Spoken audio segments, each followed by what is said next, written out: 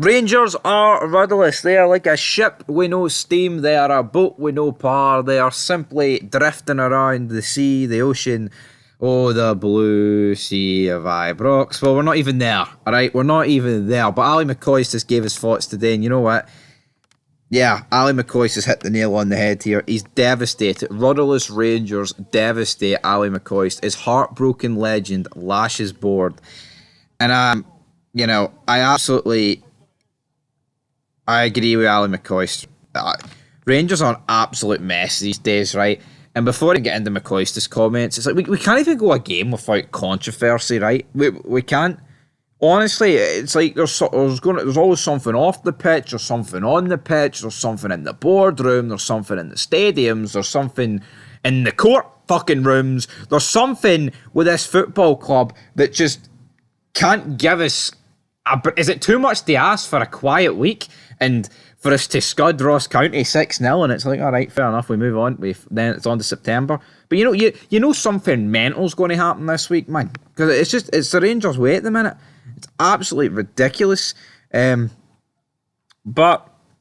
McCoist had been apparently he was appeared to be a PR. He was due to appear on Talksport the morning after their defeat to Dynamo Kiev, but he was a no-show. And he says, and I quote, "It wasn't because I didn't want to talk about the game, but it was because of ongoing circumstances which I won't be telling you about. The fact of the matter is, Rangers are a Champions League team at this moment in time. It is worth mentioning we saw one of the worst refereeing decisions in years, which did have an influence on the game of such importance. That aside, Rangers are short at this moment in time. There's no way Rangers could handle the Champions League." Jeff Stelling brought it in and said, "The problem is that financially they desperately need the Champions League for financial reasons." McCoist then battered in again. He says, "I'm genuinely devastated at what's going on at my club. The recruitment, goalkeeper, Butland and Sterling aside, has been unbelievably poor. They've given money to people to spend who haven't spent it wisely at all. We're not even playing our home games at Ibrox now. I've seen it in the last couple of games. There's big gaps at Hampden. That's not where Rangers should be. On the pitch, we're miles off it. It breaks my heart to say it. And off the pitch, as well as we've got an unbelievable amount of work to do, there doesn't seem to be any leadership. The previous chief executive has gone to Saudi Arabia, and I'm not sure about the job he did." End of quote there for Ali McCoist. It's right, though. It's like, it just seems to be one thing piled on top of another. But, it's like, could they really win? Because say they did put, obviously we're much better. We want to be playing at Ibrox, but it's like, could you imagine if the season had started the way it had, and it's like, oh, and by the way, at the end of the season, we're not going to be in Ibrox next season for like the first couple of months. It would suck. It would still sting, wouldn't it?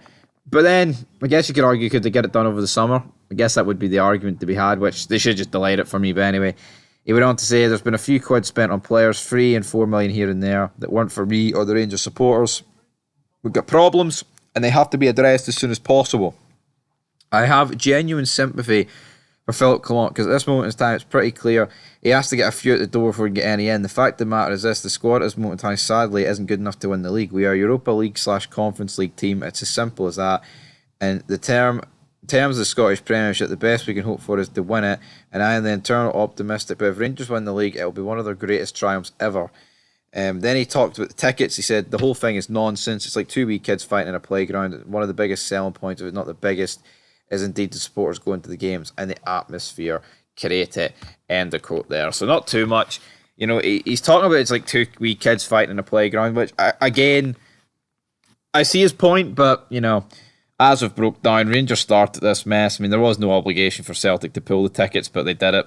And I guess from that part of McCoist's statement there, I guess that kind of is true. It's like 2, petty children on the playground. But yeah, in terms of Rangers, he's right. It's like 3-4 million there, but the reality is we're talking about diddy players that just simply are not good enough and are pretty shite, to say the least. That is what we're dealing with here at Rangers Football Club at the minute.